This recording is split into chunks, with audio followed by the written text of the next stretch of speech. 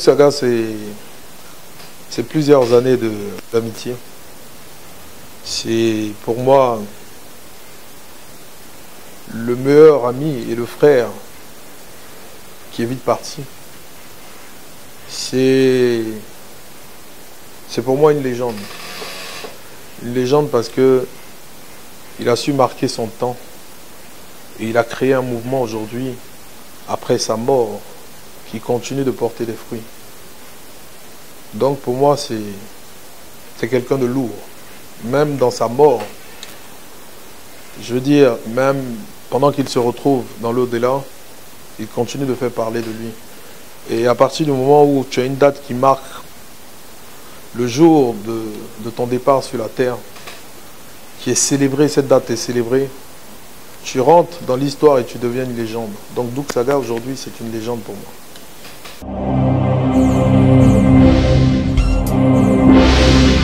Écoutez, nos relations sont restées très bonnes du début jusqu'à la fin. Je fus quelqu'un déjà dès le départ à qui il se confiait beaucoup.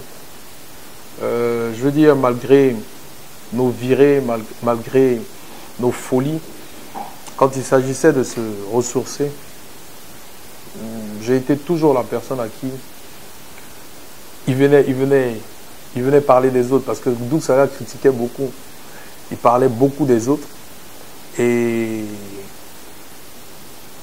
je suis une des personnes quand même qui a passé les meilleurs moments de sa vie, il faut dire.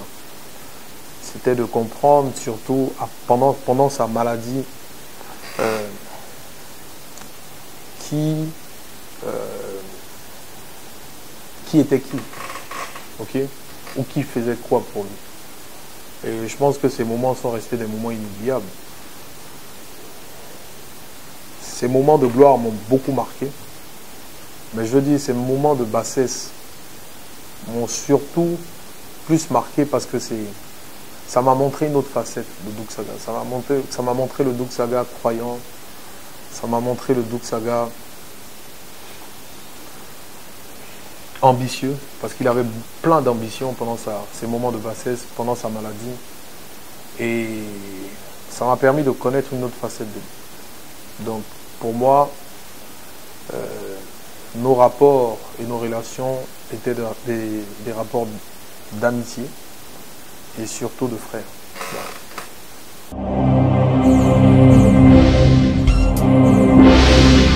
Le Doug Saga, je l'ai appris par une dame.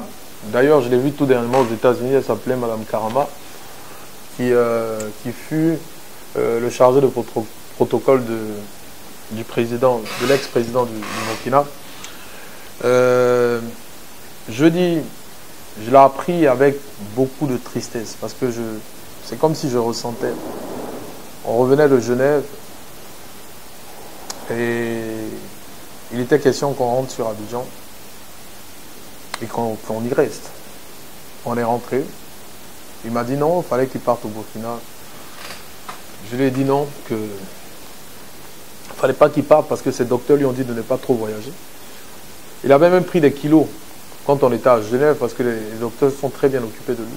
Il y avait encore de l'espoir et ils lui ont dit de ne pas faire certaines choses, surtout voyager, parce que ça allait fatiguer son corps. Donc il devait se reposer. Mais comme il avait d'autres ambitions, il voulait s'acheter forcément une Lincoln Navigator. Et je me rappelle encore la première dame, l'ex-première dame l'avait appelé pour lui dire que sa Lincoln était au Burkina.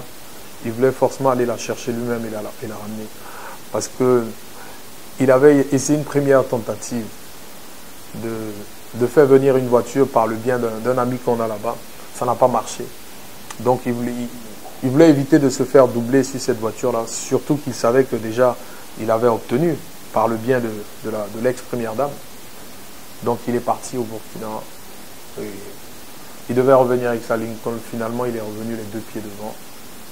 Malheureusement, ça a été un choc pour toute la Côte d'Ivoire et ça a été aussi un choc pour moi.